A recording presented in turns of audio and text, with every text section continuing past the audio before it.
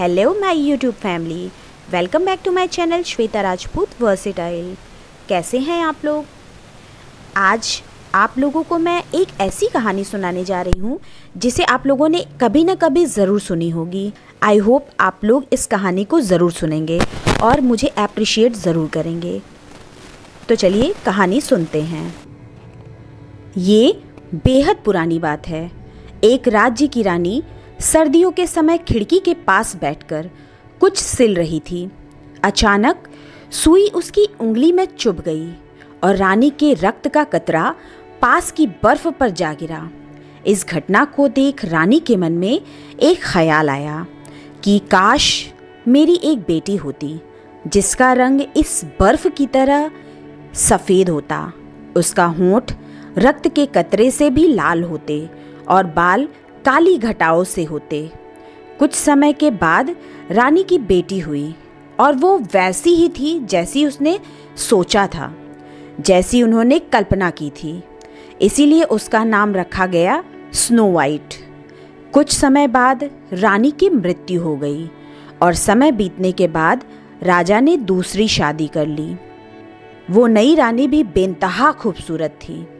रानी के पास एक जादुई आईना था जिससे वो रोज पूछती थी कि बता आईना, इस दुनिया में सबसे सुंदर कौन है। चूंकि वो आईना कभी झूठ नहीं बोलता था तो वो हमेशा कहता, आप ही सबसे सुंदर हो रानी। ये सुन रानी खुद भी इतराती। समय बीतने के साथ साथ स्नो वाइट की खूबसूरती और भी निखरती गई और एक दिन ऐसा आया जब जादुई आईने ने रानी की बजाय जवाब दिया, जग में सबसे सुंदर है स्नो वाइट। ये सुन रानी को सदमा लगा और वो स्नो वाइट से जलने लगी। रानी ने अपने सबसे खास और करीबी सिपाही को बुलाकर आदेश दिया कि स्नो वाइट को दूर जंगल में ले जाकर मार डालो। सिपाही स्नो वाइट को ले तो गया पर उसे मार नहीं पाया। मासूम स्नो वाइट पर उसको दया आ गई और उसने स्नो वाइट को रानी की असलियत बताकर उससे दूर रहने को कहा। स्नो वाइट को जंगल में जिंदा छोड़कर जाते समय सिपाही एक जंगली जानवर का दिल ले गया सबूत के तौर पर। स्नो वाइट यहाँ वहाँ भटकती रही कि तभी उसकी नज़र एक छोटे से घर पर पड़ी। वो घर एकदम बच्चों के घर जैसा था। वो घर था 7 बौनों का। स्नो वाइट ने देखा वहाँ खाना भी है, वाइन भी है। उसे भूख लगी थी। इतने छोटे छोटे बर्तन और चीज़ें उसे आकर्षित कर रही थीं। स्नो वाइट ने खाना खाया, वाइन भी पी और सो गई। जब बौने घर लौटे तो सब कुछ अस्त व्यस्त देखकर सोच में पड़ गए। फिर उनकी नज़र स्नो वाइट पर पड़ी। वो जग गई और उसने बौनों को अपनी कहानी सुनाई तो उन्हें उस पर दया आ गई और उन्होंने उसे अपने साथ रख लिया। वो घर का सारा काम करती और बौने जंगल में जाकर पैसे खाने का इंतज़ाम करते। बौनों ने स्नो वाइट को सावधान रहने को कहा कि जब वो घर पर ना हो तो किसी को भी घर में ना घुसने दे। इस बीच रानी ने फिर से अपने आईने से पूछा कि कौन सबसे सुंदर है। आईने ने कहा, आप बेशक सबसे सुंदर हैं, लेकिन जो आपसे भी सुंदर है वो है पहाड़ों के उस पार 7 बौनों के साथ रहने वाली स्नो वाइट। रानी गुस्से से आग बबूला हो गई और उसने स्नो वाइट को ख़त्म करने का बीड़ा खुद उठाया। उसने एक बुढ़िया का वेश धरा और कंघी बेचने वाली बनकर जंगल की तरफ चल पड़ी। स्नो वाइट को देखकर उसने कहा कि ये कंघी ले लो बेटी, मैं तुम्हारे बाल संवार कर दिखाती हूँ। जैसे ही उसने स्नो वाइट के बालों को कंघी किया, स्नो वाइट बेहोश होकर गिर पड़ी क्योंकि वो कंघी जहरीली थी। रानी वहाँ से चली गई, लेकिन फौरन बौने आकर स्नो वाइट के बालों से कंघी निकाल देते हैं और वो बच जाती है। रानी फिर आईने से पूछती रही, आईना वही जवाब देता है।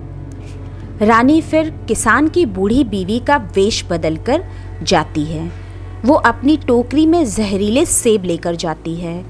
ये सेब ख़ास तौर से उसने खुद तैयार किए थे, जिसमें ये खासियत थी कि जो भी इसे चखेगा वो स्लीपिंग डेथ में चला जाएगा और इस जादुई जहरीले सेब का असर सिर्फ और सिर्फ फर्स्ट किस से ही ख़त्म हो पाएगा। रानी आश्वस्त थी कि स्नो वाइट को तो मरा हुआ समझकर बौने दफना ही देंगे और इस तरह से वो अपने मंसूबों में कामयाब हो जाएगी। रानी स्नो वाइट से कहती है कि ये सेब मीठे हैं, तुम इसे खरीद लो।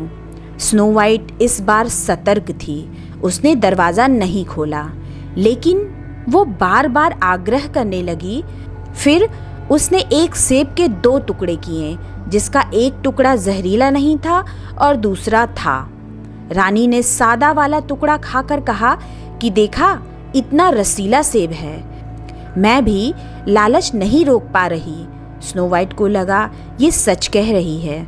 उसने भी दूसरा टुकड़ा चखा, लेकिन उसे चखते ही वो बेहोश होकर गिर पड़ी। रानी हंसते हुए चली गई, क्योंकि इस बार उसने बेहद जहरीला वार किया था, जिससे बचना स्नो वाइट के लिए नामुमकिन था। स्नो वाइट ऐसी अवस्था में चली गई थी जहां अस्थायी तौर पर उसके शरीर के अंग क्रियाशील नहीं थे। बौने भी उसे बचा नहीं सके और उन्हें लगा वो मर गई। सभी फूट फूट कर रोने लगे। उन्होंने स्नो वाइट को देखा, वो एकदम फ्रेश लग रही थी। उनका मन नहीं माना कि उसे ज़मीन में दफना दे, इसलिए उसके लिए कांच का बॉक्स तैयार किया और उसे उसमें सुला दिया। कांच के बॉक्स पर लिखा था कि ये अनमोल है। इस बीच रानी आईने से पूछती है और आईना कहता है, तुम ही सबसे सुंदर हो रानी, खुद भी गर्व करती। समय बीतने लगा। कुछ समय बाद ही उस जंगल से एक सुंदर राजकुमार जा रहा था। उसने स्नो वाइट को देखा और उसका दीवाना हो गया। बौनों ने भी देखा कि ये राजकुमार क्या करेगा।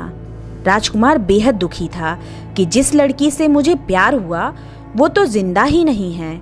उसने कॉफिन का कांच खोला और सोचा, अलविदा करने से पहले अपने पहले प्यार को जी भर के देख लूं। राजकुमार ने कांच खोला और स्नो वाइट को भावुकता में एक किस दिया। किस करते ही रानी का जादू खत्म हो गया। स्नो वाइट जिंदा थी। राजकुमार की खुशी का ठिकाना न रहा। बौने भी खुशी से उछल पड़े। राजकुमार स्नो वाइट को अपने देश ले गया। वहाँ जाकर उन्होंने शादी कर ली। शादी में बौने के साथ साथ रानी को भी बुलाया। बौने भी बेहद खुश थे। इस बीच रानी ने आईने से फिर से पूछा, कौन है सबसे हसीन? तो आईने ने कहा, तुम हो सबसे हसीन, लेकिन तुमसे भी हसीन है वो नई रानी। स्नो वाइट की असलियत जाने बिना रानी नई रानी की खूबसूरती देखने शादी में चली गई, लेकिन उसे देखते ही उसके होश उड़ गए। रानी को देखते ही राजकुमारी ने पहचान लिया और राजकुमार से सारी पिछली आपबीती कह सुनाई। राजकुमार को जैसे ही पता चला, उसने रानी को देश निकाला दे दिया गया और स्नो वाइट राजकुमार के साथ खुशी खुशी रहने लगी। तो गाइज, इस कहानी से क्या शिक्षा मिलती है? इस कहानी से ये सीख मिलती है कि ईर्ष्या और षड्यंत्र करने वाले खुद अपनी ही आग में जल जाते हैं। एक ना एक दिन उन्हें अपने किए की सज़ा मिलती ही है। इसलिए मन में किसी के लिए भी ईर्ष्या मत रखो और षड्यंत्र से दूर रहो।